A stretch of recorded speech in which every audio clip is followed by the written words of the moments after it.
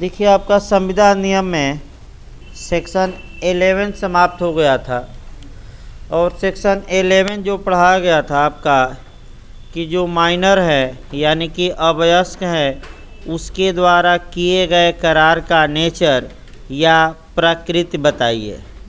ये क्वेश्चन आपका मेंस में भी काम करता है और आपका प्री में भी भाई काम करता है। एक क्वेश्चन आपका बना है, फिर एक बार मॉडल बना दिया जाए। आपका प्री में तमाम क्वेश्चन बना है। मोहरी बीवी बनाम धर्मोदास, ये लीजिए हाँ, मोहरी बीवी वर्सेस धर्मोदास घोष का केस बना है। आपका हमने बताया कि ये केस आपका अभी ये हरियाणा में बना था कि मोहरी बीवी वर्सेस धर्मोदास घोष के वाद में वादी कौन था। माने ऐसा भी क्वेश्चन आपका बन रहा है भाई।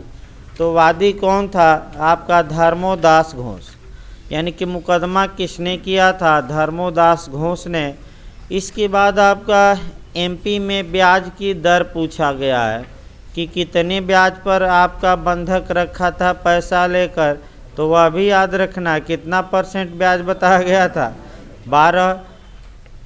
और BHULLM में भी एक क्वेश्चन आया था इस बार, पिछली बार, कि अवयस्क द्वारा किया गया करार। तो इंग्लिश वर्जन देखिएगा, वाइड एब इनिशियो। मैंने 4 ऑप्शन दिया था और चारों में थोड़ा उलझाऊ बातें लिखी थी। तो आपको अगर उलझाऊ बातें लिखी हैं तो ये खोजना है कि किस ऑप्शन में, क्योंकि बिहार का जो नया मॉडल है एकदम 1% केवल अंतर रहता है ऑप्शनों में। तो किस मॉडल में या किस ऑप्शन में ये दिखाया जा रहा है कि अवयस्क या माइनर द्वारा जो करार किया जाता है वह शुरू से शून्य, आरंभ से शून्य, प्रारंभतः शून्य या वाइड एब इनिशियो होता है। तो वह ऑप्शन आपको चुनना है। इसके बाद आपका स्टापेल भी पूछा जाता है भाई, क्या अवयस्क के विरुद्ध विबंध का सिद्धांत लागू होगा कि नहीं। तो आपको लगातार बताया जा रहा है कि लागू नहीं होगा। यानी कि वह यदि वह अपनी एज के बारे में झूठ बोला है तो बाद में पलट सकता है कि मैं क्या बोला था, झूठ। इसके बाद तमाम आपका सेवा संविदा, मालिक, अभिकर्ता, भागीदार बताया गया था। और मेंस के लिए भाई वहीं 2-2 लाइन लिखना है और अगर कानून आपको याद हो तो उसकी सेक्शन लिख देना है। जैसे भागीदारी अधिनियम की धारा 30 हो गई, मालिक अभिकर्ता तो 182, तमाम चीज़ें। आइए अब देखिए फिर एक बार धारा 10 से उठा के तब आपका धारा 12 शुरू किया जाए। धारा 10 में जो पहली शर्त थी यानी कि करार कब संविदा होगा, तो पहली शर्त बताई गई थी कि जो करार के पार्टी हैं, पक्षकार हैं, यानी कि आपका प्रस्ताव करने वाला और स्वीकृति करने वाला कॉम्पिटेंट हो यानी कि सक्षम हो। सक्षम कौन होगा ये सेक्शन 11 बताएगा। जो वयस्क हो, जो स्वैच्छिक हो और जो किसी कानून द्वारा संविदा के लिए डिस्क्वालीफाई या अयोग्य घोषित न हो। अब संविदा के लिए वह सक्षम होगा जो आपका माने स्वैच्छिक हो, ये सेक्शन 11। और स्वैच्छिकता क्या है या कब किसी व्यक्ति को स्वैच्छिक माना जाएगा, इसका निर्धारण आपका सेक्शन 12 से होगा। और धारा 12 भी UPJ में 2 बार रिपीट किया है। अगर कोई अनसाउंड माइंड पर्सन या चित्त विकृत व्यक्ति या अस्वैच्छिक व्यक्ति कोई संविदा करता है तो भारत में वह संविदा शून्य होगी, जबकि इंग्लैंड में शून्यकरणी। यानी कि अनसाउंड माइंड पर्सन को इंग्लैंड में साबित माने इंग्लैंड में कोर्ट में जाकर और उसको विकल्प मिलेगा और चाहे तो वह संविदा को शून्य घोषित करा सकता है। लेकिन भारत में क्या होगा, ऐसी संविदा वाइड होगी। शून्यकरणी न मार दीजिएगा, ये UPJ में आ चुका है। तो यानी कि इसका मतलब ये हुआ कि अगर कोई व्यक्ति अस्वच्छित हैं और अस्वच्छित है, उस दौरान वह कोई करार करता है तो वह करार ही वाइड होगा, शून्य होगा। इसके बाद आपका जो पूछा जाता है, आपका अंतराल वाला समस्या आती है। अंतराल वाले को थोड़ा अच्छे से जानना है। एक पागल खाने का रोगी है, 15 दिन पागल रहता है, 15 दिन सही रहता है, तो कब वह संविदा करेगा तो वह प्रवर्तनीय होगी और कब करार शून्य होगा, यही पूछा जाता है यूपी का मॉडल। तो जब वह पागल है और उस दौरान करार करता है तो वह करार क्या होगा, शून्य। और जब वह स्वच्छित था उस समय करार करता है तो वह विधि द्वारा क्या होगा, प्रवर्तनीय, यानी कि वह वैध माना जाएगा। याद रखिएगा, अंतराल में भी पूछा जाता है पागल खाने का रोगी, तो इसको समस्या भी दे सकता है, बिल्कुल सतर्क रहना है इस पर। धारा 12 भी समाप्त हो गई। अब आइए आपका अगला कॉन्सेप्ट बनाइए भाई। देखिए आपका धारा 10 से उठाइए। फिर भारतीय संविदा अधिनियम की धारा 10 जो आपका कब करार संविदा बनेगा, इसके लिए जो दूसरी शर्त बताती है वह ये बताती हैं कि जो करार के पक्षकार होने चाहिए उनकी कंसेंट या सम्मति या रजामंदी स्वतंत्र हो। स्वतंत्र यानी कि फ्री हो। फ्री का मतलब ये हुआ कि किसी भय के अधीन, दबाव के अधीन उनकी सम्मति न पाई गई हो। देखिए, जहाँ तक सम्मत का प्रश्न है या कंसेंट का प्रश्न है, कंसेंट के लिए जो आपको सेक्शन कॉन्ट्रैक्ट में पढ़ने हैं वह 13 से लेकर आपका 22 तक चलेगा। यानी कि धारा 13 से लेकर और 22 तक आपका जो चलेगा वह किस पर चलेगा, कंसेंट पर। फिर एक बार इसको समझिए भाई।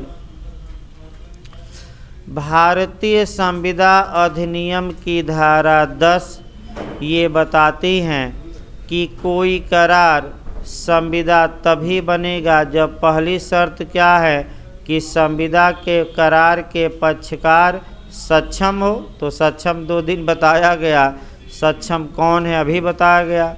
तो सक्षम है कि नहीं, इसके लिए 2 सेक्शन हमने बताया, 11 और दूसरा कौन, 12। दूसरी शर्त ये है कि जो करार के लिए जो कंसेंट या सम्मति पाई गई है वह सम्मति आपका फ्री होनी चाहिए, स्वतंत्र होनी चाहिए।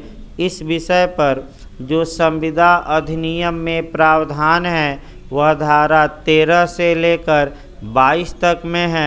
यानी कि सम्मति जब पढ़ेंगे तो कहाँ से कहाँ तक पढ़ेंगे, 13 से लेकर कहाँ तक, आपका 22। अभी शुरू किया जाएगा क्योंकि पिछली बार बिहार ने भी इधर से आपका मेंस और प्री दोनों में लगातार क्वेश्चन बनते हैं। हमें लगता है कि इधर से प्री में आपका 3 या 4 क्वेश्चन आ जाते हैं, माने जो नियम है, और आपका मेंस में भी। लेकिन सबसे पहले कॉन्ट्रैक्ट न जानकर आपका सम्मति के बारे में या रजामंदी के बारे में कुछ नियम जाना जाए। देखिए, सम्मति क्या है या कंसेंट क्या है, कॉन्ट्रैक्ट में पहला क्वेश्चन यही बन जाता है कि संविदा अधिनियम की, ये यूपीजे का मॉडल है, एक याद करिए रहिएगा। संविदा अधिनियम की किस धारा में कंसेंट या सम्मति शब्द को डिफाइन किया गया है, तो आपका जवाब रहेगा सेक्शन 13। लेकिन अभी पहले संविदा अधिनियम हमें नहीं पढ़ना है, पहले कंसेंट के बारे में हम संविधान में देखेंगे। दूसरा जो व्यू हम लेंगे आपराधिक मामलों में यानी कि आईपीसी में, और तीसरा हम व्यू लेंगे आपका अपकृत में, और तब जाकर लास्ट में कॉन्ट्रैक्ट हम पढ़ाएंगे। आइए पहले संविधान को देखा जाए भाई। जहाँ तक आपका संविधान का प्रश्न है। पहले आपका कॉन्स्टिट्यूशन का देखिए और यहाँ से आपका क्वेश्चन बना भी है। क्या कोई व्यक्ति अपनी स्वतंत्र इच्छा से या अपनी स्वतंत्र सम्मत से, यानी कि अपने मन से, अपने स्वतंत्र क्या मन से, क्या अपने मूल अधिकारों का या फंडामेंटल राइट या मौलिक अधिकारों को त्याग सकता है कि नहीं, अर्थात वैभियर कर सकता है कि नहीं, अर्थात अभित्यजन कर सकता है कि नहीं। तो मौलिक अधिकार व्यक्तिगत हित के लिए नहीं, लोक हित के लिए दिए गए हैं। अतः सुप्रीम कोर्ट ने तमाम केसों में बताया कि आप अपनी इच्छा से चाह कर भी मूल अधिकारों का त्यजन नहीं कर सकते। तो क्या मूल अधिकारों को स्वतंत्र सम्मति से त्यागा जा सकता है कि नहीं? नहीं त्यागा जा सकता। क्यों नहीं त्यागा जा सकता? ये इंटरव्यू में भी बना है, क्योंकि मूल अधिकार पर्सनल या व्यक्तिगत हित के लिए, लाभ के लिए नहीं, बल्कि किस लाभ के लिए दिए गए हैं? लोक लाभ या पब्लिक लाभ या आम जनता के लाभ के लिए। पहला ये एंगल देखना है। दूसरा एंगल आपका अपकृत में भाई हमें देखना है। अपकृत में क्या सम्मति बचाव होगी कि नहीं? इसका मतलब ये हुआ कि अगर वादी प्रतिवादी के खिलाफ क्षतिपूर्ति के लिए मुकदमा लाता है तो क्या अपकृत में प्रतिवादी इस बात का बचाव ले सकता है कि नहीं कि हजूर वादी की स्वतंत्र सम्मत से ही हमने गलत कार्य किया, और जब वादी सहमत हैं तो मुआवजा किस बात का, क्योंकि इन्हीं की सहमत से ही क्या किया गया है, नुकसान पहुंचाया गया है। तो अपकृत विधि में कंसेंट बचाव है आपका। और फिर याद रखिए, और मैक्सिम है कि आपका वालेंटी नॉन फिट इंजुरिया, वालेंटी नॉन फिट इंजुरिया, यानी कि जो सम्मति देता है उसे कोई क्षति नहीं होती। ये बिहार में पूछा जाता है भाई। आपका वालेंटी नॉन फिट इंजुरिया, जिसे हम अपकृत में डिटेल में पढ़ाएंगे। अब पिछली बार यूपीजे में आपका कंसेंट के बारे में आईपीसी में यही सेम मैक्सिम उठा कर दिया था। देखिए मॉडल कि वालेंटी नॉन फिट इंजुरिया का सिद्धांत आईपीसी की किस सेक्शन में समाहित है। 4 ऑप्शन दिया था, तो कौन सी धारा है आईपीसी की? 87, यानी कि 87 इस सिद्धांत पर आधारित है कि जो व्यक्ति किसी कार्य के लिए सम्मति देता है, वह माने सम्मति देता है, ऐसी सम्मत से अगर कार्य किया जाता है तो कोई अपराध नहीं होगा। यानी कि वालेंटी नॉन फिट इंजुरिया जो सम्मति देता है, ये पिछली बार यूपीजे में आ चुका है भाई, हो सकता आगे भी रिपीट करे। सम्मति की परिभाषा आईपीसी में नहीं दी गई है, टाट में भी नहीं दी गई है, लेकिन कॉन्ट्रैक्ट में दी गई है। और आपका किस धारा में? 13 में। तो देखिए सम्मति का मतलब क्या हुआ। आईपीसी और टाट में सम्मति का मतलब हुआ कि आप रजामंद हो गए हैं। कि जैसे कि एक उदाहरण देखा जाए भाई, थोड़ा बहुत इसको व्यापक करना पड़ेगा ताकि कॉन्सेप्ट बने भाई। जैसे ए बी 2 है, ध्यान समझिए, और ए बी से कहता है कि हे बी, तुम मुझे गोली मारकर मेरी हत्या कर दो और मैं तुम्हें सम्मति देता हूँ, रजामंदी देता हूँ।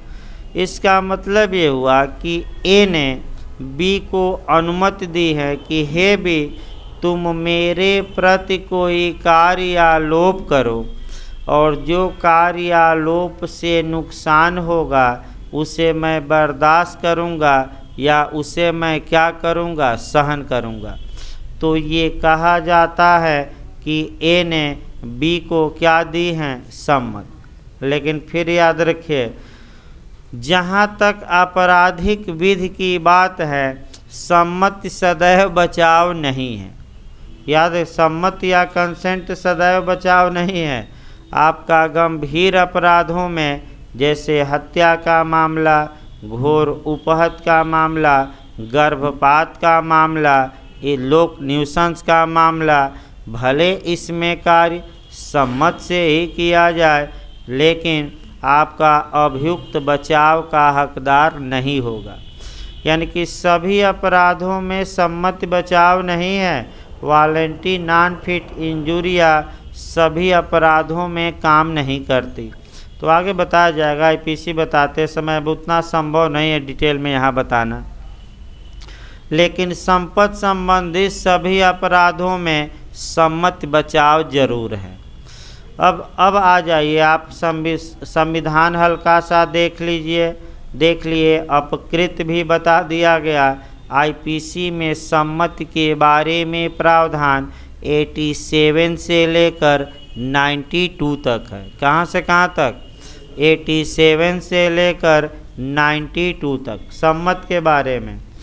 जहाँ तक कॉन्ट्रैक्ट की बात है, अब संविदा अधिनियम में बैक होइए भाई। देखिए आपका कैसे तोड़ा जाता है, पहले धाराओं को, तब हम एक एक बताएंगे। धारा 13 में सम्मति शब्द को डिफाइन किया गया, हम भी बताएंगे। धारा 14 फ्री कंसेंट या स्वतंत्र सम्मति को बताती हैं। धारा 14 बताती है कि अगर धारा 15 के तहत, धारा 16 के तहत, धारा 17 के तहत, धारा 18 के तहत या धारा 20, 21, 22 के उपबंधों के अधीन रहते हुए सम्मति पाई गई है, तो वह सम्मति स्वतंत्र सम्मति या फ्री कंसेंट या स्वतंत्र इच्छा नहीं कही जाएगी। यानी कि स्वतंत्र सम्मति की परिभाषा आपका पॉजिटिव नहीं दी गई है। कैसे दी गई है? निगेटिव। फिर एक बार देखिए, पहला शुरुआती दौर में सेक्शन 14 बताता है कि यदि किसी पक्षकार की सम्मति धारा 15 में प्रपीड़न या कोर्सन या धमकी या उत्पीड़न द्वारा, धारा 16 में अनड्यू इन्फ्लुएंस या असम्यक असर या बुरा प्रभाव या अनुचित दबाव द्वारा, धारा 17 में दिए गए फ्रॉड या कपट या धोखा करके, धारा 18 में मिसरिप्रेजेंटेशन या दुर्व्यपदेशन या मिथ्या व्यपदेशन करके, या 20, 21, 22 में मिस्टेक या भूल के अधीन पाई गई है, तो वह सम्मति स्वतंत्र सम्मति नहीं कही जाएगी। या तो नकारात्मक परिभाषा रहा कि सकारात्मक, तो आपका जवाब रहेगा नकारात्मक। तो आइए, चूँकि सेक्शन 13 में कंसेंट या सम्मत परिभाषित है, तो आपका 13 से ही उठाना है। और पिछली बार बिहार, यहाँ से बिहार जे ज़्यादा क्वेश्चन बनाया है, यूपी जे तो कम क्वेश्चन बनाया है, लेकिन पिछली बार बिहार जे में ये क्वेश्चन आपका बना था। सतर्क रहना भाई कंसेंट पर।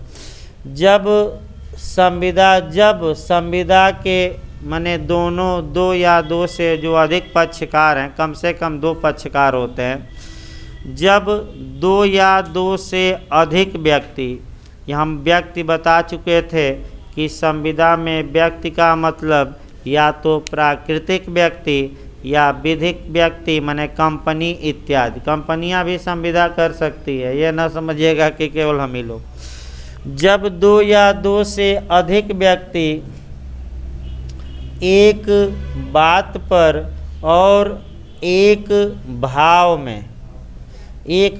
में सहमत होते हैं, यानी कि एग्री होते हैं, यानी कि रजामंद होते हैं, या रजामंदी एग्री यानी कि सम्मत होते हैं। एग्री मतलब क्या हुआ, सम्मत होते हैं, तो उसी को सम्मति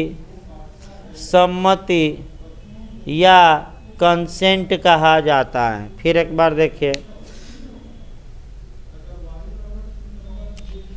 जब दो या दो से अधिक व्यक्ति एक बात पर एक भाव में एग्री होते हैं या सम्मत होते हैं या रजामंद होते हैं, तो हम कहते हैं कि उनके बीच क्या जन्म लिया, सम्मति या कंसेंट। अब आपका ये देखना है, जो बिहार पहले उदाहरण से देखा जाए।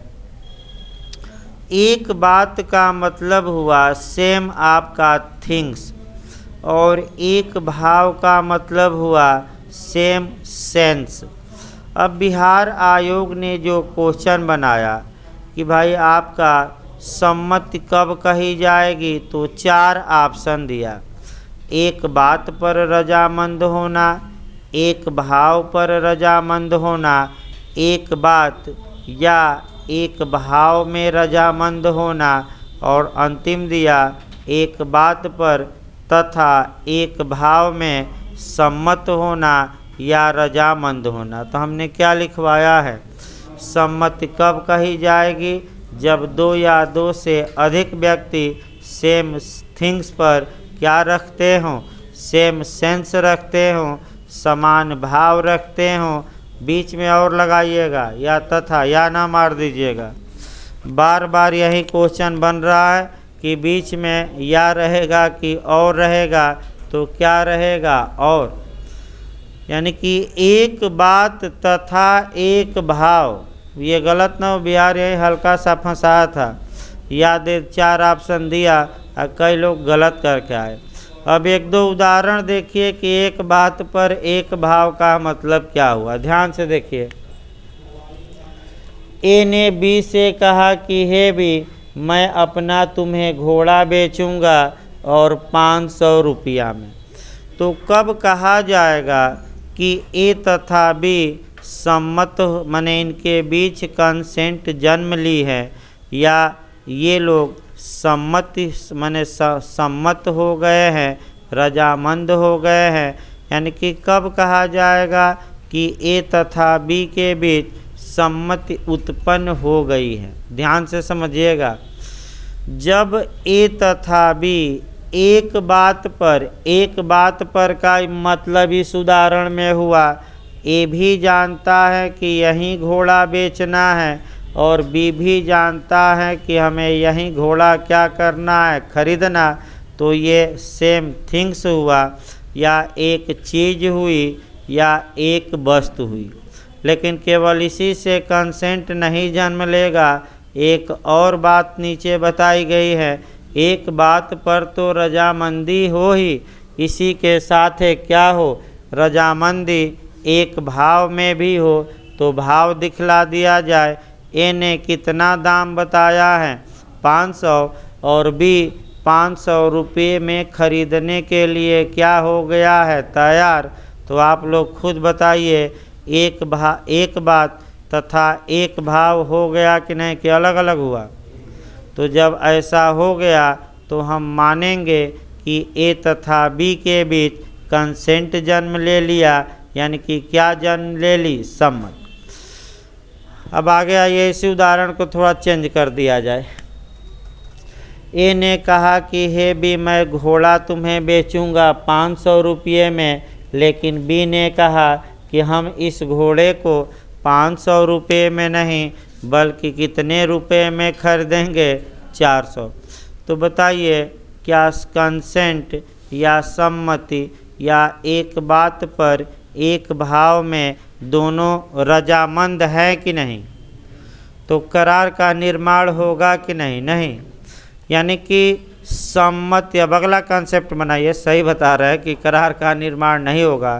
तो अगला कंसेप्ट इस पर आता है कि जब सम्मति ही नहीं उत्पन्न हुई तो करार का भी निर्माण नहीं होगा। तो सिद्धांत बना लेना है, सम्मति नहीं तो करार नहीं, यानी कि आपका विदाउट कंसेंट नो एग्रीमेंट, ये किस धारा का सिद्धांत है? तो धारा 13 सिद्धांत भी कवर करना है।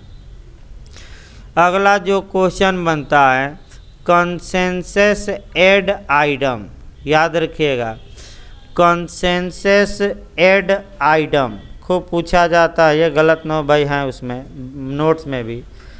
कंसेंसस एड आइडम का मतलब कोई पूछे, पहला तो ये बनता है कि ये जो कंसेंसस एड आइडम का सिद्धांत है ये कॉन्ट्रैक्ट की किस धारा में समाहित है?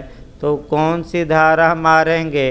13। कौन सी धारा? 13। दूसरा आजकल आपका इसका अर्थ पूछा जा रहा है भाई कि कंसेंसस एड आइडम का अर्थ क्या है? अर्थ जब भी इसका पूछे तो यही बताइएगा कि एक बात पर एक भाव में क्या होना? एग्री, सम्मत। फिर मैं बता दूं कंसेंसस एड आइडम का मतलब ही हुआ कि एक बात पर एक भाव में क्या होना? रजामंद। और जब तक कंसेंसस एड आइडम न हो तब तक एग्रीमेंट का निर्माण नहीं होगा, ये जरूर याद रखिए। यानी कि जब सम्मति नहीं तो एग्रीमेंट नहीं, यानी कि करार ही नहीं होगा। किस धारा का सिद्धांत है? 13 का। और कंसेंसस एड आइडम कहाँ समाहित है? सिद्धांत 13 में। अब किसी को भाई कोई समस्या हो तो बताए, नहीं तो अगले सेक्शन चला जाए। 13 समाप्त हो गई, आपका एक ही लाइन का था, लेकिन जितने क्वेश्चन आ सकते हैं सभी क्वेश्चनों को समाहित किया गया। और किस राज्य में किस मॉडल का क्वेश्चन बना है आपका वह भी बता दिया गया। तो कोई समस्या हो तो बताइए, नहीं तो अब अगला सेक्शन चला जाएगा। आपका 14 देखिए। 14 जो सेक्शन है ये भी काफ़ी महत्वपूर्ण है। देखिए भाई आपका धारा 14 फ्री कंसेंट को बताती हैं, यानी कि स्वतंत्र सम्मत को बताती हैं। यानी कि सेक्शन जो 14 है वह किसको बताती हैं? फ्री कंसेंट को, यानी कि स्वतंत्र सम्मत को। देखिए आपका जो सेक्शन 13 में सम्मति उत्पन्न हुई है, कंसेंट उत्पन्न हुआ है, वह फ्री होना चाहिए, स्वतंत्र होना चाहिए, यानी कि पक्षकारों की इच्छा को दबाकर या धमकाकर उनको या उनसे फ्रॉड करके करार के लिए सम्मति न ली गई हो। तो कब हम कहेंगे कि किसी पक्षकार की सम्मति स्वतंत्र या फ्री है?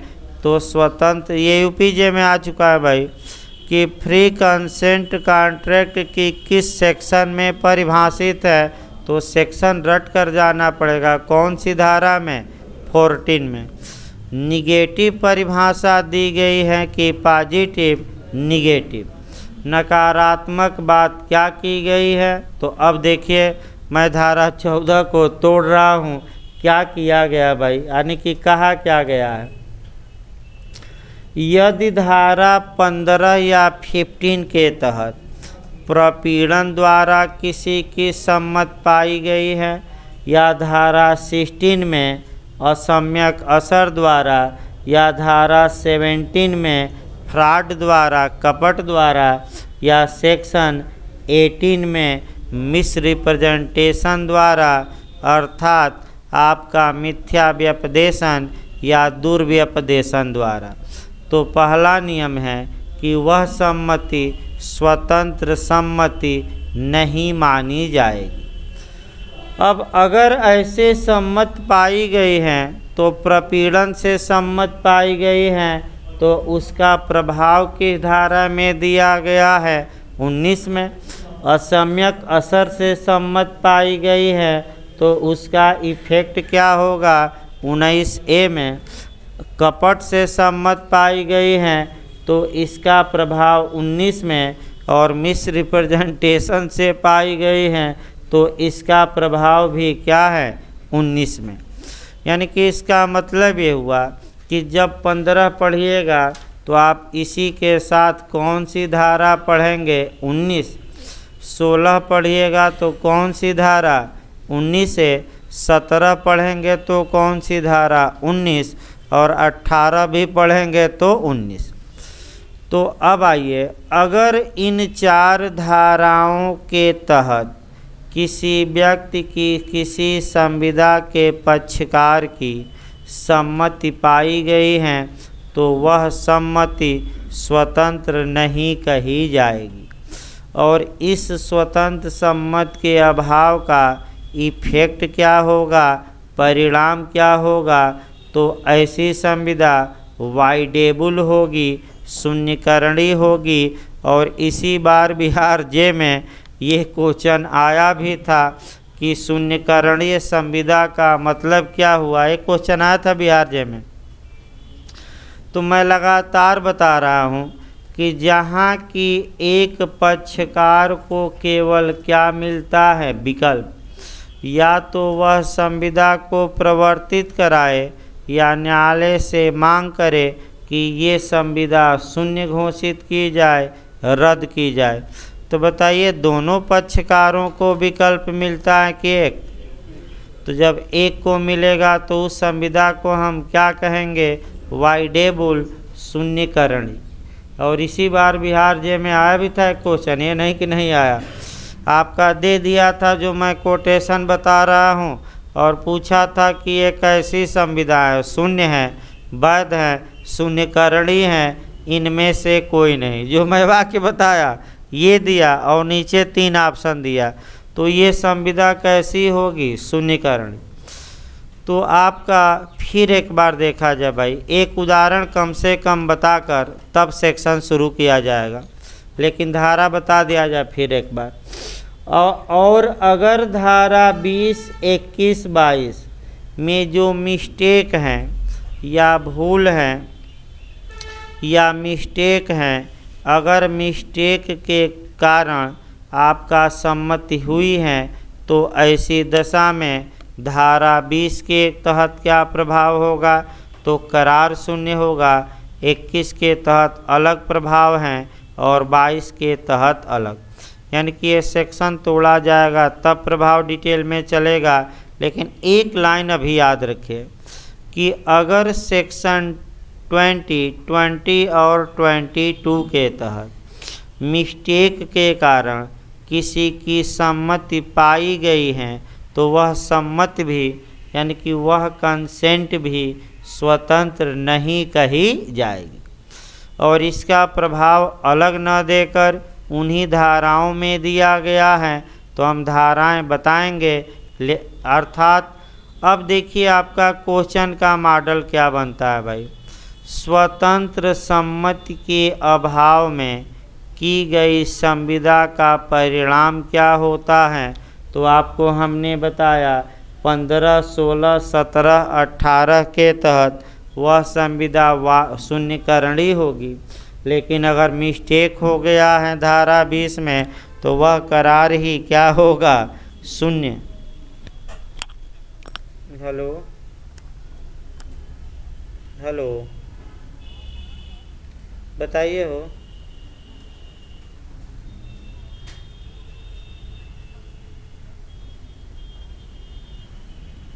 क्या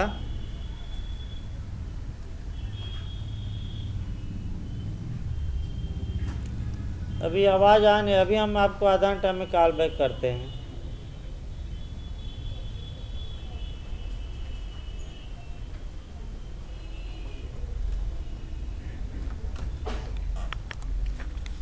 देखिए भाई आगे आपका, यानी कि धारा 20 के तहत आपका एग्रीमेंट ही शून्य होता है। अब ये क्वेश्चन आपका तमाम जगह बन रहा है।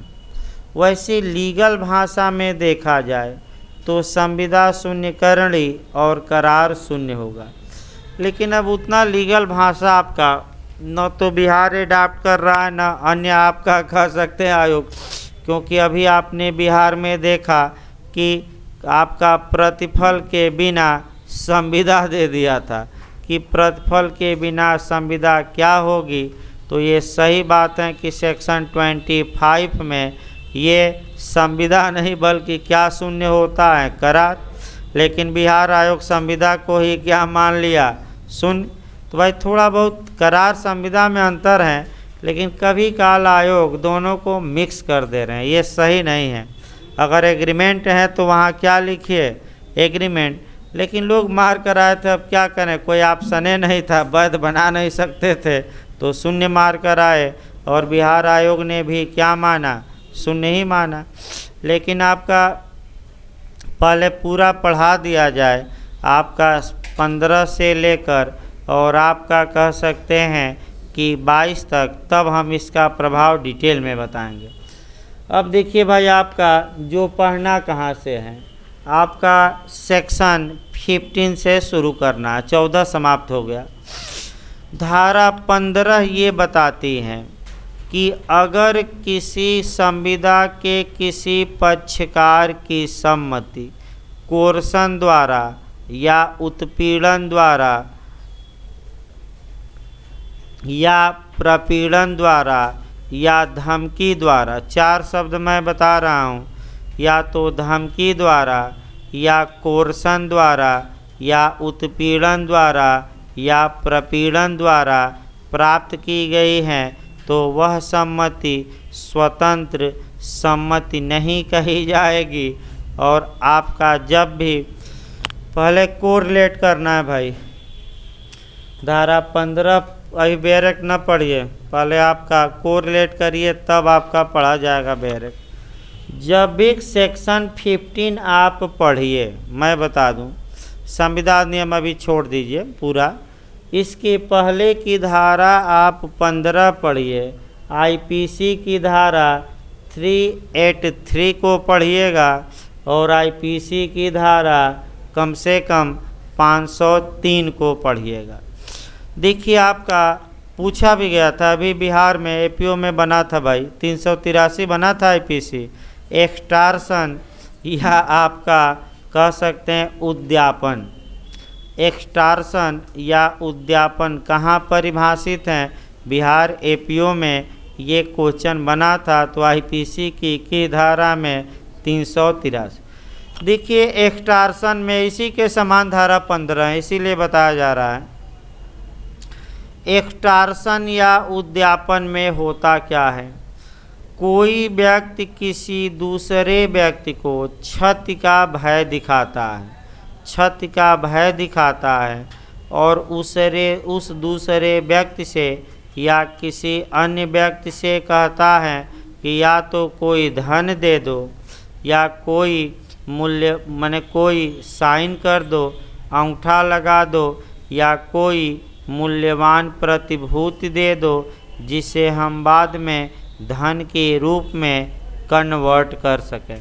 यानी कि इसका मतलब ये हुआ कि ए ने बी को क्या दिखाया, क्षति का भय दिखाया, और क्षति का भय दिखाकर बी से या बी के घर वालों से संपत्ति ले ली या धन ले लिया। यानी कि बी से या बी के घर वालों से या तो धन ले लिया या क्या ले लिया, तो बताइए, संपत्ति शब्द आया है तो संपत्ति चल और अचल दोनों होती हैं। अतः एक्सटॉर्शन का अपराध किस संपत्ति के प्रति हो सकता है, चल की अचल की दोनों। और चोरी केवल किस संपत्ति के प्रति, चल, और एक्सटॉर्शन दोनों। चूँकि इस उदाहरण में भी सतर्क रहिए, 15 तभी आएगी कॉन्टेक्ट की जब ये उदाहरण आएगा, क्योंकि इसी पर आपका ऐसे ही है 15 भी। अब आइए देखा जाए आपका, अब चूँकि क्षति का भय दिखाया गया है एक्सटॉर्शन में, तो क्षति शब्द को आईपीसी की धारा में स्पष्ट किया गया है 44। और क्षति का मतलब 4 प्रकार की क्षति हो सकती हैं, एक मन की क्षति, एक ख्याति की क्षति, एक आपका शरीर को क्षति और एक संपत्ति को। तो क्षति किसको किसको, मन को, ख्याति को, शरीर को और किसको, संपत्ति। चारों पर एक एक उदाहरण देखिए ताकि भाई आपका ये भी तैयार रहे। ए बी से कहता है कि हे बी, अगर तुम कह सकते हो कि हमें 200 रुपया नहीं दिए तो तुम्हारे मोबाइल पर मैं अश्लील वीडियो भेज दूंगा व्हाट्सएप से, तो मन की क्षति ये कहा जाएगा और मन की क्षति मानी गई है। फिर दूसरा देखिए, ए बी से कहता है कि अगर तुम हमें 500 रुपया नहीं दिए तो तुम्हारे मंदिर में गाय का मांस या मस्जिद है तो हम सूअर का मांस फेंक देंगे, तो ये भी क्षति का भय माना जाएगा। दूसरा, ख्याति का भय देखा जाए। ए बी से कहता है कि हे बी, अगर तुम हमें 500 रुपया नहीं दिए तो मैं तुम्हारे खिलाफ समाज में अफवाह उड़ा दूंगा और तुम्हारे सम्मान को क्या पहुंचा दूंगा, ठेस। ये भी क्षति हैं। किसकी क्षति का भय दिखाया गया? ख्याति का। तीसरी क्षति शरीर का।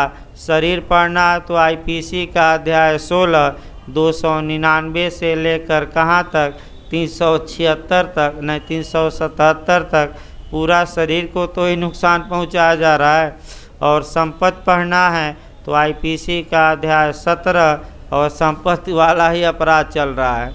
यानी कि दे दो मकान या लिख दो मकान, नहीं तो तुम्हें क्या करेंगे, जान से मार देंगे इत्यादि।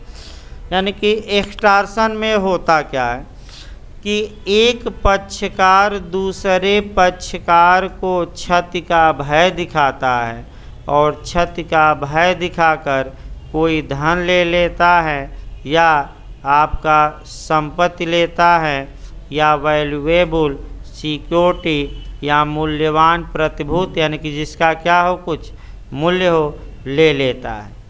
अब संविदा नियम में क्या है भाई, सेक्शन 15 में सेम नियम है लगभग, और आपका सेम नियम समझना भी है। थोड़ा दिमाग स्थिर करके देखिए एक उदाहरण, तब बैरक तोड़ा जाए। ए बी आपस में संविदा करते हैं और बी घोड़ा बेचना चाहता है। घोड़े का दाम 1 लाख रुपया है। अब देखिए क्या किया जाता है। ए बी को क्षति का भय दिखाता है कि हे बी, अगर तुम घोड़ा बेचने की सम्मति 1000 रुपये में नहीं दिए तो मैं तुम्हारे घोड़े को जान से मार दूंगा या तुम्हें जान से मार दूंगा। और इस भय में आकर बी ए से कॉन्ट्रैक्ट करता है और अपना जो 1 लाख का घोड़ा है वह कितने में बेच देता है, 1000। अब ऐसी दशा में बी की सम्मति तो प्राप्त की गई, एक बात पर एक भाव में दोनों रजामंद भी हुए, लेकिन यह सम्मति चूँकि क्या करके पाई गई है, धमकी देकर। तो धमकी देकर जो सम्मति पाई जाती है सेक्शन 15 में, उसे प्रपीड़न करके प्राप्त सम्मति माना जाता है। और ऐसी दशा में जिस व्यक्ति की सम्मति धमकी देकर, यानी कि लीगल भाषा में प्रपीड़ित करके पाई गई है, उस व्यक्ति को विकल्प मिलता है। तो बताइए व्यथित कौन है, किसकी सम्मति धमकी देकर इस उदाहरण में पाई गई है, बी की। तो किसको विकल्प मिलेगा, बी को। बी या तो शांत रह जाए तो कोई दिक्कत नहीं भाई, सब कुछ सही है, शांत रहिए, कौन पूछ रहा है, सब कुछ सही है।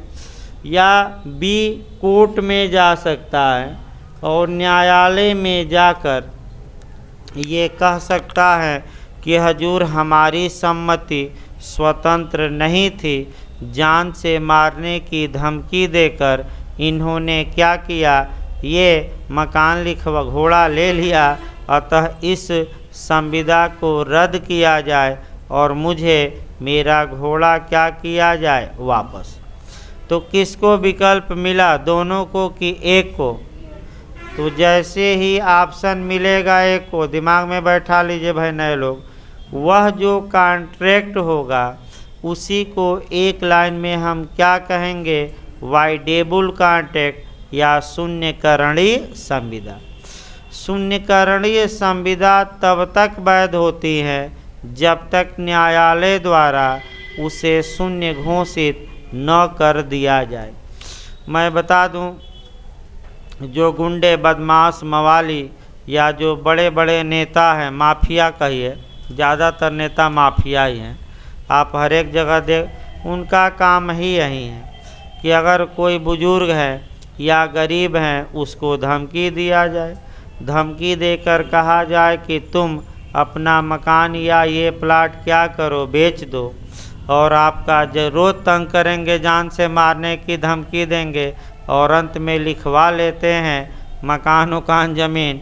तो ऐसी दशा में अब सिविल वाद चलता रहता है, लेकिन ये अपराध भी हैं। और अपराध किस धारा के तहत है? आईपीसी के 383। वहीं तो हुआ कि जान से मारने की धमकी देकर आपने मकान क्या किया, दूसरे का लिखवा लिया, तो अपराध कौन हुआ? एक्सटॉर्शन। और इसमें जिसको धमकी दी गई है वो आपका उसकी सम्मति स्वतंत्र नहीं है। तो आपका एक क्वेश्चन और तब डायरेक्ट शुरू किया जाए भाई। 2 पॉइंट और सामान्य देखना है। 2 पॉइंट ये देखना है, एक चीकम अमीराजू बनाम चीकम सेसम्मा का केस देखना है, जो बार बार यूपी बिहार में अटैक कर रहा है कि आत्महत्या की धमकी देकर और सम्मति पाना क्या स्वतंत्र सम्मति मानी जाएगी कि नहीं? तो नहीं मानी जाएगी।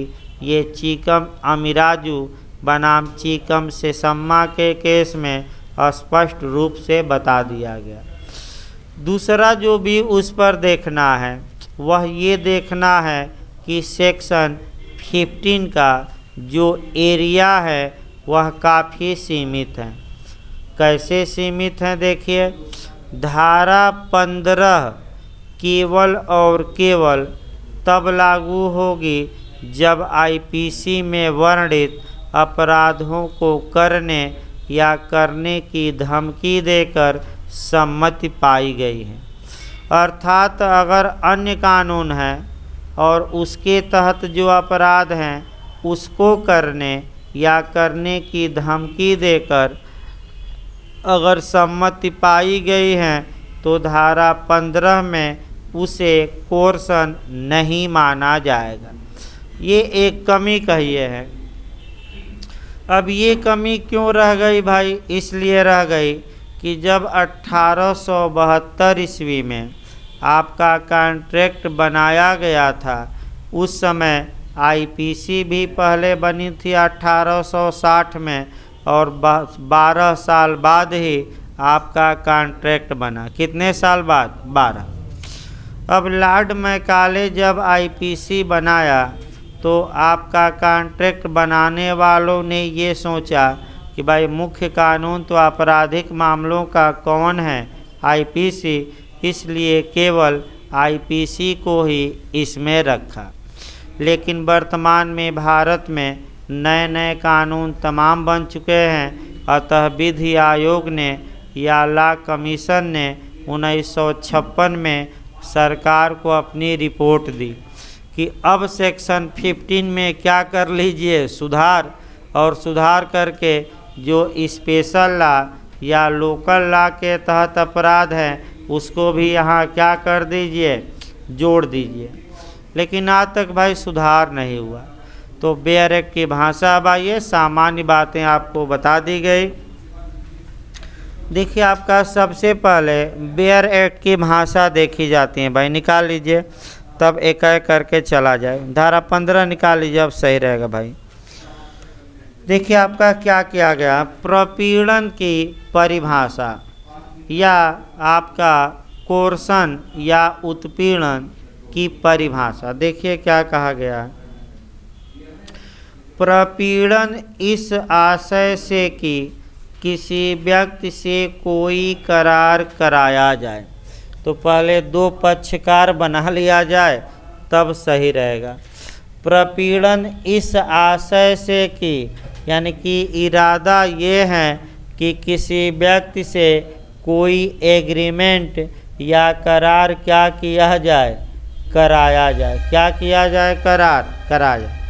यानी कि ए का इरादा ये है कि बी करार के लिए सम्मति दे दे और हम बी से क्या कर लें, एग्रीमेंट। देखिए अगला शब्द भाई, कोई ऐसा कार्य करने या करने की धमकी देना जो आईपीसी द्वारा निषिद्ध है। यानी कि आपका कोई ऐसा कार्य करने, दो शब्द हैं, या करने की क्या देना, धमकी देना, जो आईपीसी के तहत क्या है, निषिद्ध है। निषिद्ध माने आईपीसी के तहत जिन कार्यों को प्रोहिबिटेड किया गया है, रोका गया है, प्रतिषिद्ध किया गया है। पहले शब्द हो जाए तब। अथवा किसी व्यक्ति पर चाहे वह कोई हो, प्रतिकूल प्रभाव डालने के लिए किसी संपत्ति का विधि विरुद्ध निरोध करना या निरोध करने की धमकी देना। यानी कि उसकी सम्मति ली जाए करार के लिए, इसके लिए क्या किया जा रहा है, अनलॉफुल तरीके से, विधि विरुद्ध तरीके से, अवैध तरीके से उसकी संपत्ति को निरोध कर दिया गया है, यानी कि रोक दिया गया है, या निरोध करने की क्या दी जा रही है, धमकी, और आपको उसकी क्या, संपत्ति को। तो पहले आपका ये देखिए, तब ये संपत्ति चला जाए। देखिए भाई, आपका पहला पॉइंट पहले समझने का प्रयास करिए, दो ही आपका निकला। यानी कि प्रपीड़न कब माना जाएगा, तो जब कोई व्यक्ति किसी दूसरे व्यक्ति को इस आशय से, माने इरादा ये है कि दूसरा व्यक्ति करार के लिए कंसेंट दे दे, यानी कि रजामंदी दे दे, इस आशय से एक पक्षकार मतलब हम उदाहरण में कौन बनाते चले, ए किसके प्रति, बी के प्रति क्या करता है कि बी उससे माने करार कराया जाए बी से। आपका ए करता क्या है, कोई ऐसा कार्य करके या कार्य करने की क्या देकर, धमकी। धमकी मतलब अभी कार्य किया नहीं, या कार्य करके मैंने मार पीट दिया और मारने पीटने की धमकी दिया, दोनों अलग अलग हैं। ए ने बी को 2 लाठी मारा तो कार्य कर दिया, और 2 लाठी मारने के क्या किया, धमकी। तो कोई ऐसा कार्य करके या कार्य करने की क्या देकर, धमकी देकर, जो आईपीसी के तहत क्या हो, निषिद्ध हो, प्रतिषिद्ध हो, यानी कि जिन कार्यों को या लोपों को आईपीसी करने से रोकती है। अर्थात इसका मतलब ये हुआ कि आईपीसी के तहत जितने अपराधों का वर्णन है, यदि उन अपराधों को करके या करने की धमकी देकर किसी पक्षकार की सम्मति करार के लिए पाई गई है, तो हम कहेंगे कि वह सम्मति प्रपीड़न या उत्पीड़न या धारा 15 में कोर्सन द्वारा प्राप्त की गई है। अब यहीं आपका 3-4 पॉइंट देखना है, भले आपके दिमाग में न आ रहा हो, लेकिन 3-4 पॉइंटों को थोड़ा दिमाग में अस्थिर करके देखना है। पहला पॉइंट ये देखना है, कमी पहले निकालिए। इस धारा में आपको कमी इतना वाक्य में, अब यहीं अभी संपत्ति छोड़ दीजिए, संपत्ति अलग समझाया जाएगा, पहले आधा पढ़िए। इस धारा में आपको क्या कमी इतना में दिख रही है। पहली कमी ये दिख रही है कि भारत में केवल आईपीसी ही अपराधों का उल्लेख नहीं करती, तमाम अन्य स्पेशल और लोकल लॉ यानी कि विशेष और स्थानीय विधियां हैं जिनके तहत अपराधों का उल्लेख है। तो कौन कौन कानून है, 2-4 तो बताइए। SC/ST एक्ट हो गया, आयुध अधिनियम हो गया, भ्रष्टाचार अधिनियम हो गया, आपका पर्यावरण संरक्षण अधिनियम हो गया, आपका NDPS हो गया। तमाम कानून है जिसमें कि सज़ा का क्या है, प्रावधान। तो उन कानूनों को ये सेक्शन कवर नहीं करता। अतः विधि आयोग ने 1956 में ये आपका सिफारिश की थी सरकार को कि इस धारा में सुधार किया जाए और जो कार्य या कार्य करने की धमकी देकर शब्द लिखा है उसके आगे केवल आईपीसी के तहत क्या हो, प्रतिषिद्ध हैं, तो आईपीसी के बाद दो और लिख लिया जाए कि जो तत्समय प्रवृत्त विधि आईपीसी या जो भारत में तत्समय प्रवृत्त विधि यानी कि वर्तमान समय में जितने कानून भारत में लागू हैं उनके द्वारा जो प्रतिषिद्ध हैं यानी कि जो अपराध घोषित किए गए हैं उन कार्यों को करने या करने की धमकी देकर सम्मति पाई गई है तो ये सम्मति आपका प्रपीड़न मानी जाएगी। ये विधि आयोग ने सिफारिश की थी, लेकिन विधि आयोग की सिफारिश आज तक मानी नहीं गई। तो आज भी बैरक में क्या लिखा है, केवल आईपीसी।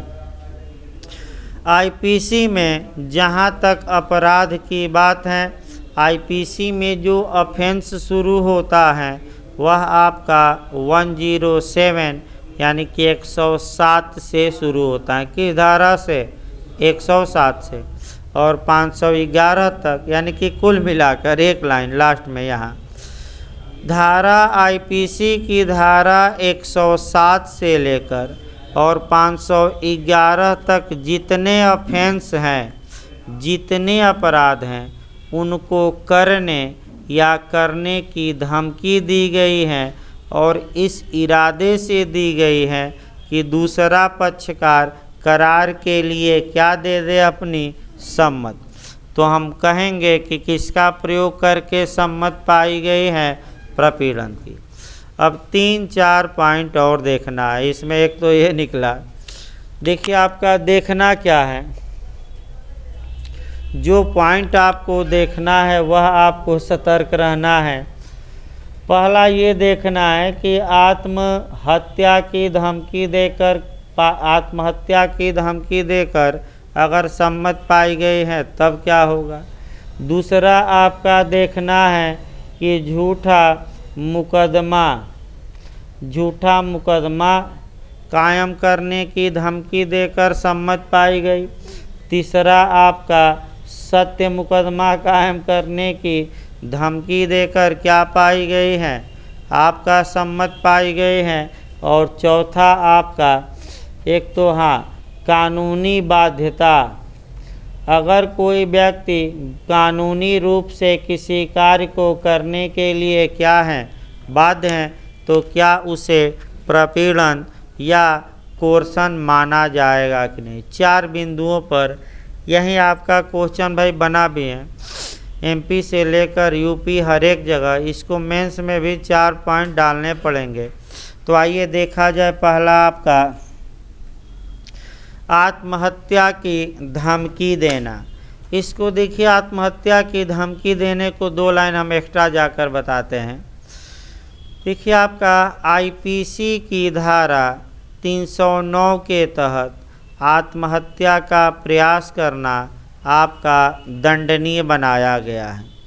तो आपका चीकम अमीराजू बनाम चीकम से सम्मा के केस में यह विवाद उत्पन्न हुआ। याद रखिएगा केस, कौन सा केस है, चीकम अमीराजू। पूछा जाता है भाई, चीकम अमीराजू बनाम चीकम से सम्मा के वाद में यह विवाद उत्पन्न हुआ कि क्या आत्महत्या की धमकी देकर अगर सम्मति पाई गई है तो क्या वह प्रपीड़न माना जाएगा कि नहीं। इस बिंदु पर आपका जजों में थोड़ा मतभेद भी हो गया, लेकिन बहुमत ने इसे आत्महत्या की धमकी देना प्रपीड़न माना। तो देखिए हुआ क्या आपका, देखिए मान लीजिए एक उदाहरण इस पर देखा जाए भाई कैसे धमकी दी गई।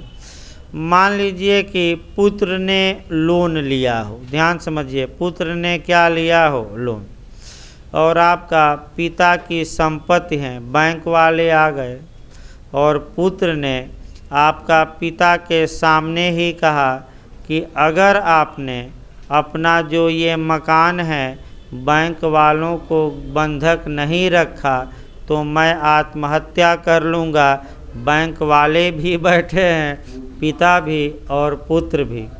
तो तमाम पुत्र ऐसे भी हैं, ये नहीं कि नहीं है, तभी तो केस बना है, नहीं रहते तो कहाँ से हम केस बता देते।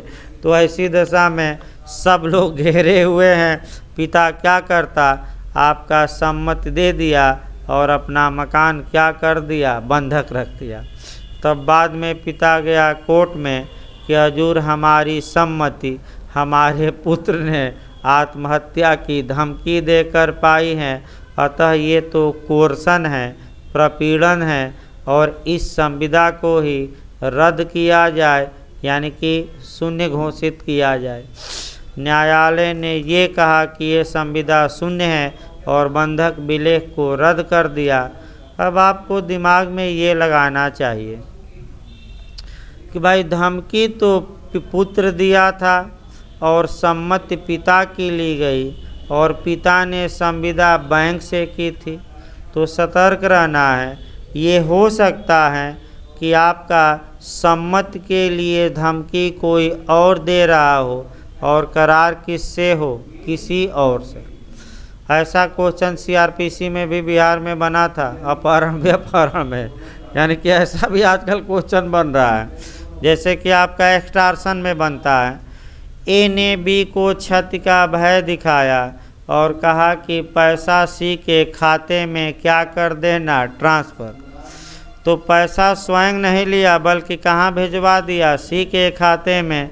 तो क्या एक्सटॉर्शन माना जाएगा कि नहीं, आईपीसी में माना जाएगा। और अगर संविदा किया है ऐसा करके तो वह धारा 15 में प्रपीड़न माना जाएगा कि नहीं, माना जाएगा। यानी कि प्रपीड़न के लिए ये आवश्यक नहीं है कि जिस व्यक्ति को आपका धमकी दी गई है उसी से करार कराया जाए। ये हो सकता है कि उससे हितबद्ध व्यक्ति से करार कराया जाए। जैसे पुत्र को धमकी दिया गया और किसकी सम्मति ली गई, पिता की, या पिता को धमकी दी गई और किसकी सम्मति ली गई, पुत्र को। ये संभव है आपका। ये पहला। तो अब दिमाग में बैठाए रखिए, आत्महत्या की धमकी देना प्रपीड़न माना जाएगा कि नहीं, माना जाएगा। अगला देखिए भाई, दूसरा पॉइंट हम लिखे हैं, झूठा मुकदमा कायम करने की धमकी देना। और दूसरा मैं लिखा हूँ सत्य मुकदमा कायम करने की धमकी देना। यानी कि ए, अब यही आपका क्वेश्चन बनता है और यहीं और अच्छे से तैयार करना है अगर आप चाहते हैं कि कंपटीशन में 1-2 नंबर क्या हो अन्य लोगों से अधिक। पहले हम आपका चलते हैं आईपीसी में। देखिए फिर 383 बैक होनी पड़ेगी क्योंकि समान है। आपका कॉन्ट्रैक्ट की धारा 15 और कौन सी धारा लगभग समान निकल रही है, 383, यानी कि एक्सटॉर्शन। पहले 383 देखिए, आपका बिहार एपीओ में सेक्शन पूछा भी गया था। अगर कोई व्यक्ति किसी दूसरे व्यक्ति को झूठा मुकदमा कायम करने की धमकी देता है और उससे कुछ पैसा वसूल लेता है तो क्या यह एक्सटॉर्शन या आईपीसी 383 के तहत उद्यापन माना जाएगा कि नहीं, माना जाएगा।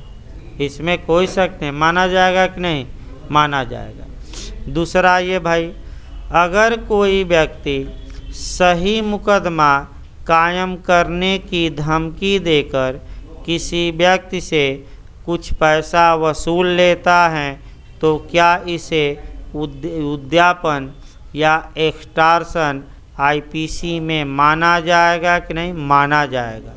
यानी कि यही पॉइंट पकड़ना है आपको। आपराधिक मामलों में चाहे सत्य मुकदमा कायम करने की धमकी दी गई हो या झूठा, अगर क्या ले लिया गया है कुछ पैसा, तो 383 के तहत इसे हर हाल में, दोनों दशाओं में क्या माना जाएगा, एक्सटॉर्शन। लेकिन कॉन्ट्रैक्ट में अंतर है, वहीं पकड़ना है कॉन्ट्रैक्ट में। अगर सत्य मुकदमा कायम करने की धमकी देकर सम्मति पाई गई है तो ये आपका कह सकते हैं कि प्रपीड़न कॉन्ट्रैक्ट में नहीं माना जाएगा। तो आइए एक सत्य मुकदमा देख लिया जाए भाई। ए ने बी को 5,000 उधार दिया था और ए ने बी को धमकी दिया कि हे बी, समय बीत रहा है, अगर तुम हमसे फिर करार नहीं किए कि मैं 5,000 आगे अब दूंगा तो मैं तुम पर इस 5,000 के लिए क्या करूंगा, न्यायालय में मुकदमा। तो बताइए सही मुकदमा कायम करने की ये ने धमकी दिया है कि झूठा? सही। तो ये प्रपीड़न माना जाएगा कि नहीं? नहीं। लेकिन अगर ये कहता कि हे बी, तुम मुझसे करार करो, अपना घोड़ा 1,000 में बेच दो, नहीं तो मैं फर्जी मुकदमा कर दूंगा कि तुम मेरा 5,000 रुपया क्या लिए थे, उधार। तो दिमाग भाई अस्थिर करके पकड़ना है प्रपीड़न में। अगर सही मुकदमा दायर करने की धमकी देकर आपका कह सकते हैं कि सम्मति ली गई है तो वह धारा 15 में प्रपीड़न नहीं मानी जाएगी। लेकिन अगर फाल्स या झूठा मुकदमा कायम करने की धमकी देकर क्या ली गई है, सम्मत, तो धारा 15 में प्रपीड़न माना जाएगा। अब अगला ये कानूनी बाध्यता, ये भी आपका बिहार में पूछा जा चुका है भाई, रिपीटेड क्वेश्चन है, ये सारे रिपीटेड क्वेश्चन हैं, नोट्स में है। अगर कोई व्यक्ति किसी कार्य को करने के लिए कानून द्वारा बाध्य हैं तो क्या उसे प्रपीड़न माना जाएगा कि नहीं? बताइए तो भाई। कानून, अगर कोई व्यक्ति विधि द्वारा किसी कार्य को करने के लिए बाध्य हैं और वह कार्य उससे कराया जाता है तो क्या वह कोर्सन माना जाएगा कि नहीं? नहीं। यानी कि कानूनी बाध्यता को कोर्सन नहीं माना जाएगा। याद रखिए, इसको प्रपीड़न नहीं माना गया है। अगला आइए अब संपत्ति पर आ जाइए। जहाँ तक संपत्ति, हाँ स्पष्टीकरण तुरंत पढ़ लेना है भाई। देखिए उसके बाद प्रॉपर्टी को देखा जाए। देखिए एक्सप्लेनेशन क्या बताता है।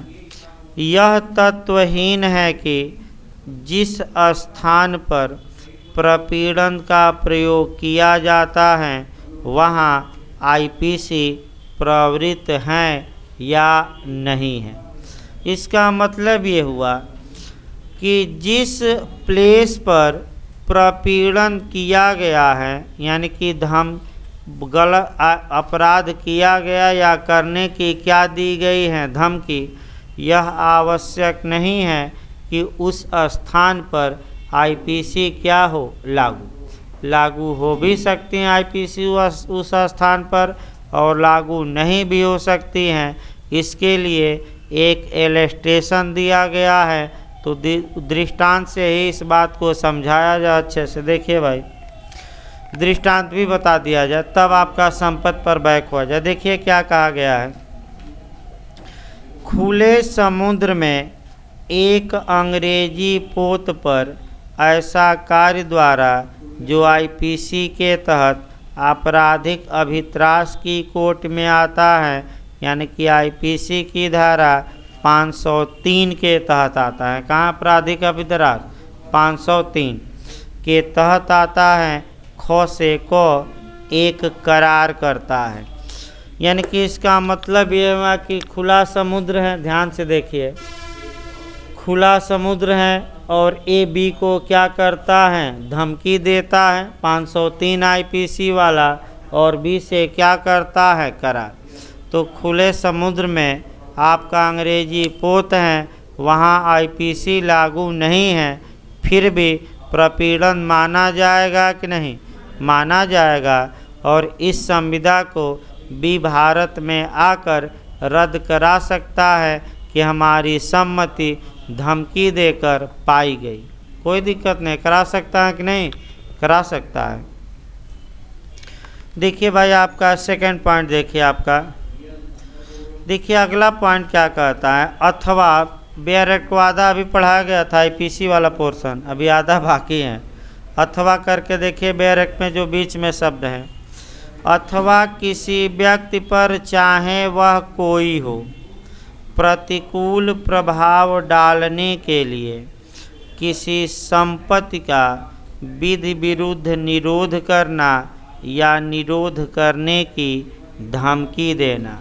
और ये विधि विरुद्ध निरोध किया जाता है या करने की धमकी क्यों दिया जाता है, ताकि दूसरे पक्षकार से कोई क्या कराया जाए, करार। तो आइए देखिए भाई, आपका बहुत अच्छा उदाहरण इस पर भी है। देखिए पहले उदाहरण, ए अपने वाहन से जा रहा था, बी ने ए का वाहन रोक लिया। तो ए का वाहन रोक लिया बिना किसी कारण के और कहा कि जब तक तुम अपना घोड़ा बेचने के लिए हमसे करार नहीं करते या सम्मति नहीं देते, तब तक मैं वाहन तुम्हारा जाने नहीं दूंगा। तो ए ने आपका बी ने ए के वाहन को विधि विरुद्ध तरीके से डिटेन कर लिया, निरोध कर लिया, यानी कि रोक लिया। निरोध कर लिया मतलब क्या, जाने ही नहीं देंगे, रोक लिया। तो क्या बी ने प्रपीड़न किया कि नहीं किया? या हम रोका नहीं, लेकिन ए से कह रहा है कि इस रास्ते से तुम रोज जा रहे हो, अगर तुम अपना घोड़ा नहीं बेचे तो मैं इस रास्ते से अब जाने नहीं दूंगा। तो बताइए, रोका, संपत्ति को रोका कि रोकने की केवल धमकी दिया? धमकी दिया कि वाहन इधर से हम गुजरने नहीं देंगे। और ए ने इस धमकी के भय में बी से करार किया और अपना घोड़ा या वाहन बेचने के लिए क्या हो गया, तैयार। तो ये माना जाएगा कि बी ने ए के प्रति क्या किया है, कोर्सन किया है। और ए को विकल्प है, या तो वह शांत बैठे या न्यायालय में जाकर संविदा को क्या कराए, सुन। देखिए, भारत में यह संभव है कि प्रपीड़न किसी और को दिया गया हो और करार किसी और से कराया गया हो, लेकिन प्रपीड़न देने का मुख्य उद्देश्य ये है कि या तो जिसको प्रपीड़न दिया गया हो या कोई अन्य व्यक्ति करार के लिए क्या दे दे, सम्मत। एक भिन्न भिन्न संव्यवहार बताइए, एक बनाया जाए भाई। देखिए, मान लीजिए ए एक व्यक्ति है और इसका चेला बना दिया जाए सी, यानी कि चेले चपाटी होते हैं ना माफियाओं के, जो माफिया स्वयं कहाँ काम करते हैं, बस चेलों को क्या करते हैं, इशारा, और चेला जाकर अपना काम करते हैं हर एक जगह, चाहे प्रयागराज हो, कहीं भी हो। ये थोड़े हैं कि प्रयागराज में माफिया ही कम है, यहाँ तो और माफिया हैं तमाम प्रकार के। आपका देखिए, आपका भाई ए ने सी को नियुक्त किया चेला और कहा कि जाकर बी को धमकाओ, और इसलिए धमकाओ कि बी डी से अपना घोड़ा या संपत्ति बेचने का करार कर ले, यानी कि जान से मारने की क्या देना, धमकी।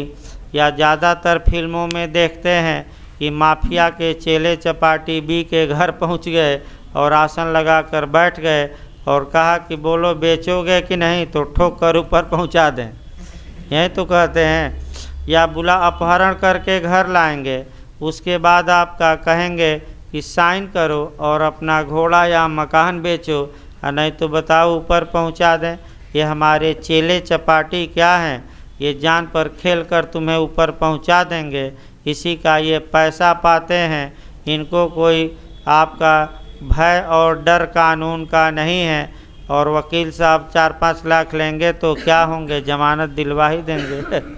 इसीलिए पुलिस अब जेल नहीं भेज रही हैं, डायरेक्ट ठोक दे रहे हैं कि वकील और जज का काम ही समाप्त हो जाए।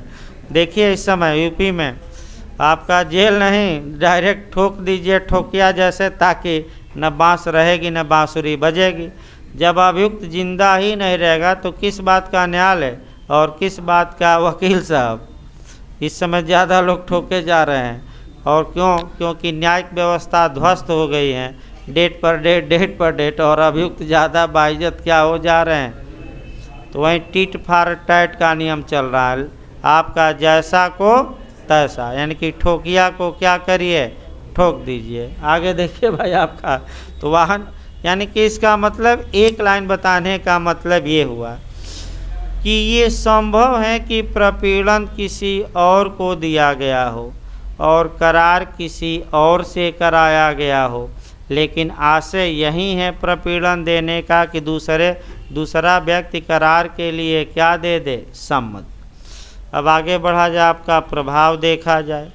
अगर किसी व्यक्ति की सम्मति करार के लिए प्रपीड़न द्वारा पाई गई है तो ऐसी दशा में इसका इफेक्ट क्या होगा, प्रभाव क्या होगा, प्रभाव क्या होगा। इसका प्रभाव संविदा अधिनियम की कौन सी धारा में दिया गया है, 19 में। तो जिस व्यक्ति की सम्मत प्रपीड़न द्वारा प्राप्त की गई थी उस व्यक्ति के विकल्प पर वह संविदा क्या होगी, शून्यकरणी क्या होगी। अब एक उदाहरण शून्यकरणी का भी देखा जाए। मान लीजिए ए ने बी को धमकाया और बी का घोड़ा 1 लाख का था और आपका ए ने बी को धमकी देकर घोड़ा कितने में खरीद लिया, 1000। तो अब बी को शून्यकरणी मतलब कि यहाँ बी को क्या मिलेगा, विकल्प। बी या तो चाहें तो शांत बैठ जाए या आपका जाकर न्यायालय में इस संविदा को शून्य कराए। एक बात और रखिए, बिहार में पूछा है कि शून्यकरणीय संविदा वैध होती है, याद रखिए शून्य नहीं होती, और ये तब तक सही होती है जब तक न्यायालय द्वारा इसे वायड या शून्य घोषित न कर दिया गया। ये जरूर याद रखिए, बिहार में पूछा है कब तक वैध रहेगी, जब तक न्यायालय इसे शून्य घोषित न किया। तो बताइए किसके विकल्प पर वाइडेबल होगी, किसको विकल्प मिलेगा, बी को। या तो शांत बैठे या कहाँ जाए, कोर्ट में, और कोर्ट में जाकर मांग करे कि हजूर ए ने हमें प्रपीड़ित किया, धमकी दिया और 1 लाख का घोड़ा कितने में ले लिया, 1000। अतः आप इस संविदा को रद्द करिए और रद्द करने के बाद हमारा घोड़ा क्या करवाइए, ऐसे वापस। तो फिर एक सिद्धांत लास्ट में कि साम्य चाहने वाले को साम्य का क्या करना चाहिए, पालन। तो धारा 64 है ना भाई, देख लिया जाए 64 है कि 65 है, 1 सेकेंड भाई, नहीं सेक्शन, हाँ 64। यानी कि देखिए आपका 15 पढ़िएगा, फिर 19 पढ़िएगा और इसी के साथ कौन सी धारा पढ़ना है, 64। बिहार में कई बार आ चुका है। अगर कोई शून्यकरणीय संविदा शून्य घोषित की जाती है तो जिस पक्षकार के विकल्प पर वह शून्य घोषित की जाती है, अगर उसने कोई लाभ पाया है तो वह लाभ क्या कराया जाएगा, वापस। तो बताइए बी कितना घोड़ा बेचा था तो लाभ पाया था, 1000। तो जब न्यायालय इस संविदा को रद्द करेगा तो बी को उसका घोड़ा मिलेगा, लेकिन बी कितना ऐसे पाया था, 1000। तो बी ए को 1000 रुपया क्या करेगा, वापस। यानी कि साम्य चाहने वाले को साम्य का क्या करना चाहिए, यानी कि अपना हक भी मांगे लेकिन ए का हक भी देने के लिए तत्पर और क्या रहे, तैयार। तो भाई थोड़ा रेस्ट ले लीजिए, तब आपका माने टार्ट चलेगा, उसको भी याद थोड़ा स्पीड बढ़ाया जाए। अभी कल तक भाई कॉन्ट्रैक्ट में लेक्चर चलेगा, आपका प्रयास हम करते हैं 16, 17, उसके बाद 2 दिन लिखवाया जाएगा शुक्रवार शनिवार को।